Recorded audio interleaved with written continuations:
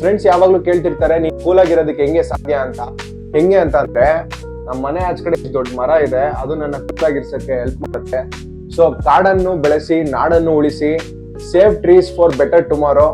ಬ್ರಾಕ್ಲಿನ್ ತಿನ್ನಕ್ ಇಷ್ಟನೇ ಆಗಲ್ಲ ಅಂತ ಹೇಳೋರು ಈ ರೆಸಿಪಿನ ಟ್ರೈ ಮಾಡಿ. ಮೊದಲಿಗೆ 100 grams ಬಾಯ್ಲ್ಡ್ ಬ್ರೋಕ್ಲಿ, 2 tablespoon ಕಡಲೆ ಹಿಟ್ಟು, 1 tablespoon ಖಾರದ ಪುಡಿ.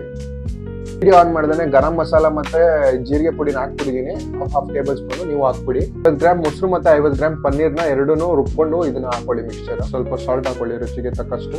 ಇವಾಗ ಇದನ್ನ ನೀಟಾಗಿ ಮಿಕ್ಸ್ ಮಾಡ್ಕೊಳ್ಳಿ. ಲಾಸ್ಟ್ ಅಲ್ಲಿ ಕಸ್ತೂರಿ ಮೆಥಿ ಮತ್ತೆ ಲೆಮನ್ ಹಾಕೊಳ್ಳೋದನ್ನ ಮರಿಬೇಡಿ. ಎಲ್ಲ ಮಾಡಿ ರೆಸಿಪಿ ಮಾಡಾದ್ಮೇಲೆ ಅಡುಗೆ ಮನೆ ಕ್ಲೀನ್ ಆಗಿ ಇಟ್ಟಿಲ್ಲ ಅಂದ್ರೆ ನಮ್ಮಮ್ಮ ಹೆಂಗ್ ಹೊಡಿತಾರೆ ಅಂದ್ರೆ, ನೆಕ್ಸ್ಟ್ ಇದನ್ನ ಏರ್ ಫ್ರೈಯರ್ಗೆ ಒಂದೊಂದೇ ಎತ್ತಿ ನೀಟಾಗಿ ಹಾಕೊಂಡ್ಬಿಡಿ.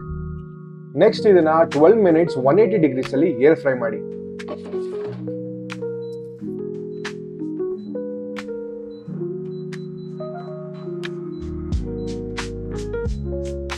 ಸೊ ರೆಡಿ ಆಗಿದೆ, ಟೇಸ್ಟ್ ಮಾಡೋಣ ಬನ್ನಿ.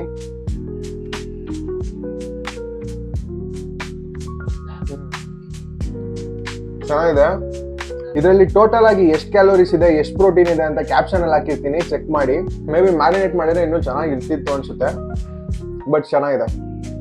ಸ್ಪೈಸಿ ಇದೆ, ಖಾರ ಜಾಸ್ತಿ ಹಾಕ್ಬಿಟ್ಟಿದ್ದೀನಿ. ನೀವು ಇದೇ ತರ ರೆಸಿಪಿನ ಇನ್ನೂ ಟ್ರೈ ಮಾಡ್ಬೇಕು ಅಂತ ಅನ್ಕೊಂಡಿದ್ರೆ ತಡ ಮಾಡ್ದೇನೆ ಟ್ರೈ ಮಾಡಿ.